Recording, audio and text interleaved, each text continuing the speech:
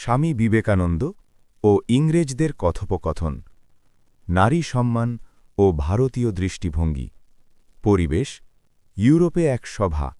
কয়েকজন ইংরেজ ভদ্রলোক স্বামী বিবেকানন্দের সঙ্গে আলাপ করছেন। ইংরেজ: স্বামী, আমাদের দেশে আমরা সব মহিলাদের সঙ্গে হ্যান্ডশেক করি, এটাই তো সভ্যতার চিহ্ন। আপনারা ভারতে কেন তা পারেন না?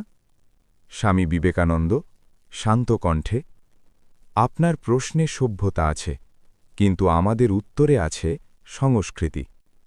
ইংরেজ হালকা হাসি দিয়ে: সংস্কৃতি? হ্যান্ডশেক করলেই বা কি ক্ষতি? স্বামী বিবেকানন্দ: আপনারা নারীর হাতে হাত মেলান, কারণ আপনারা নারীকে দেখেন সমতার প্রতীক হিসেবে, আর আমরা হাত জোড় করি, কারণ আমরা নারীকে দেখি মায়ের রূপে। মা?